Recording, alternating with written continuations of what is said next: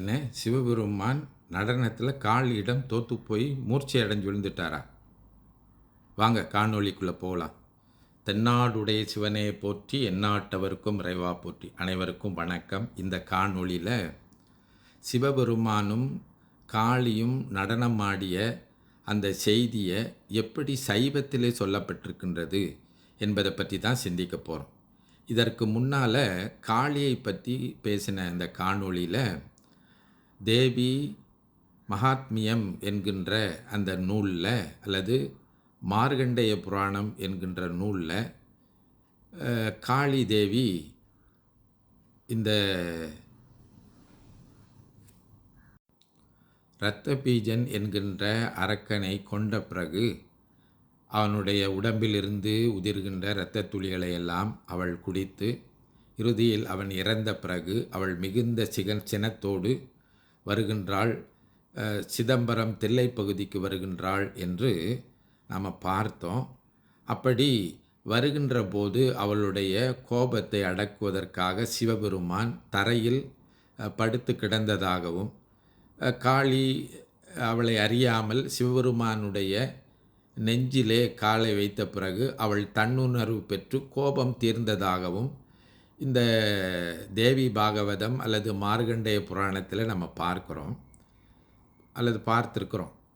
இது பற்றிய செய்தி சிதம்பர மான்மியம் என்று சொல்லக்கூடிய நூலில் வேறாக சொல்லப்பட்டிருக்கும். சைவர்கள் இதை எப்படி பார்க்கின்றார்கள் என்கின்ற செய்தியே சொல்லப்பட்டிருப்பதனால தான் நமக்கு எப்பொழுதும் ஒரு குழப்பம் ஏற்படும். என்ன குழப்பம் ஏற்படும்னா, நீங்கள் கேள்விப்பட்டிருங்க, சிவபெருமானுக்கும் காளிக்கும் நடன போட்டி நடந்தது அப்படின்னு நம்ம கேள்விப்பட்டிருப்போம்.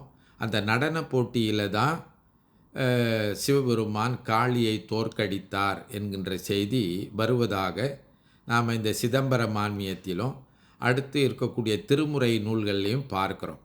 இந்த சிதம்பர மான்மியம் எனப்படுவது சிதம்பரம் திருக்கோயிலை பற்றிய அல்லது தில்லை திருக்கோயிலை பற்றிய செய்தி. இதை தலபுராணம் என்று சொல்லுவார்கள்.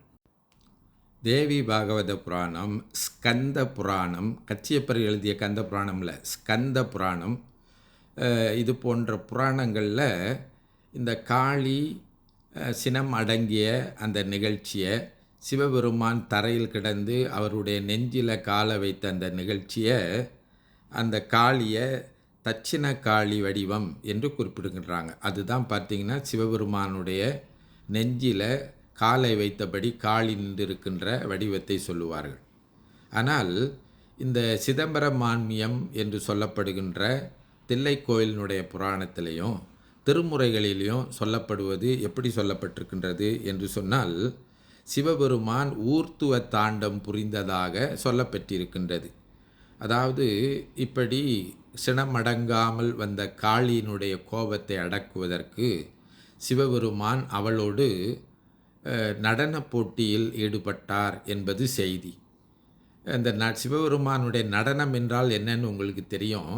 பெருமானே ஐந்தொழில் செய்கின்றான் என்பதுதான் இந்த படைத்தல், காத்தல், அழித்தல், மறைத்தல், அருளல் என்பதை பெருமான் செய்கின்றான் என்பதை உணர்த்துவதைத்தான் தில்லைக்கூத்தனாக தில்லையில் பெருமான் இந்த நடவரசர் வடிவத்தில் இருக்கின்றார் என்கின்ற கருத்தை உணர்த்தி நிற்கின்றது. இந்த சாக்த நூலில் சக்தியை பரம்பொருளாக சொல்லப்படுகின்ற அந்த நூலில் இப்படி இந்த சூரனை அழித்து வருகின்ற காளி அவளும் சிவபெருமானுக்கு நிகராக ஐந்தொழில் நிகழ்த்தக்கூடியவள் என்கின்ற ஆணவத்திலே வந்தாள் என்று சொல்லப்படுகின்றது. அவளுக்கு தன்னுணர்வை ஏற்படுத்த வேண்டும் என்பதற்காகத்தான் பெருமான் அவளிடத்திலே பெருமானே பரம்பொருளாக இருந்த ஐந்தொழில் செய்கின்றான் என்பதை உணர்த்துவதற்காக நடன போட்டி ஆடுவதை போன்று அந்த புராணத்திலே தலபுராணத்திலே சொல்லியிருக்கின்றார்கள். இல்லை என்றால் காளியோடு சிவபெருமான் ஏன் நடனம் ஆட வேண்டும், ஏன் நடனத்தை வைத்தார்கள், அதுவும் போட்டி ஏன் நடக்க வேண்டும் என்பெல்லாம் சிந்திக்கிறோம் இல்லைங்களா? அந்த அடிப்படையில் பெருமானுக்கும் காளிக்கும் நடன போட்டி நடைபெறுகின்றது புராணப்படி. அப்படி நடன போட்டி ஆடுகின்ற போது காளி தன்னுடைய ஆணவம் அடங்காமல் அவள் மிகவும் ஆணவத்தோடு ஆடிக்கொண்டிருக்கின்றாள். அவளுக்கு தன்னுணர்வு ஏற்படுவதற்காக பெருமான் என்ன செய்கின்றான், ஆடுகின்ற போது வேண்டுமென்றே அவனுடைய காதில் இருக்கின்ற குழை வீழ்கின்றபடி செய்கின்றான். பிறகு ஆடிக்கொண்டே அந்த குழையை எடுத்து தன்னுடைய காதிலே அணிவிக்கின்ற ஒரு செயலை பெருமான் செய்வதை ஊர்த்துவ தாண்டவம் என்று சொல்கின்றார்கள். காளியும் அவ்வாறு செய்வதற்கு முனைகின்றாள். இருப்பினும் அவள் பெண் என்பதனால ஆணை போன்று காலை உயர்த்தி காது அளவில் தூக்குவதற்கு அவள் நாணப்பட்டு அடங்கினாள். அவளுடைய ஆணவம் குறைந்தது, நீங்கியது. அவள் தன்னுணர்வு பெற்று சிவபெருமானே பரம்பொருள் என்பதை உணர்ந்து கொண்டாள் என்று குறிப்பிடுவதுதான் தில்லைக்கோயில் புராணத்தில் சிதம்பர மான்மியத்தில் சொல்லப்பட்டிருக்கின்றது. அதே போல தான் திருமுறைகளும் பல இடங்களில் காளியினுடைய வேகத்தை பெருமான் அடக்கினான் என்கின்ற செய்தி வருகின்றது. அந்த செய்தியை குறித்து நிற்பது தான் தில்லைக்காளி என்கின்ற கோயில். இப்போ நம்ம தில்லை கோயிலுக்கு போகின்ற போது தில்லைக்காளியை வழிபட வேண்டும் என்று சொல்லுவார்கள்.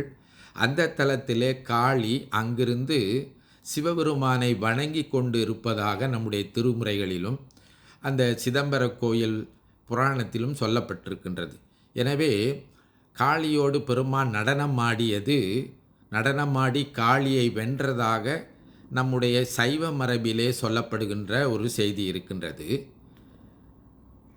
இந்த சாக்த முறையிலே தேவியை, ஆதிசக்தியை முழுமுதற் பொருளாக சொல்கின்ற அந்த புராணங்களிலே காளி சிவபெருமானை வென்றதாக செய்தி சொல்லப்பட்டிருக்கின்றது.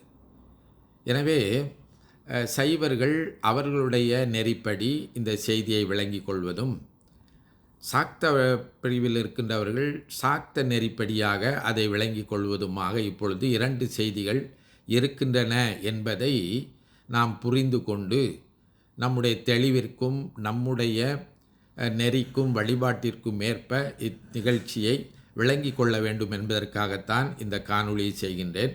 ஒவ்வொரு முறையும் இந்த காளியும் சிவனையும் பற்றி வருகின்ற போது சிலர் காளியை பெரிதாக பேசுவதும், நடன போட்டி வருகின்ற போது சிவபெருமானை பெரிதாக பேசுவதும் எந்த அடிப்படையில் பேசப்படுகின்றது என்கின்ற தெளிவினை இந்த காணொளி கொடுக்கும் என்று நம்புகின்றேன்.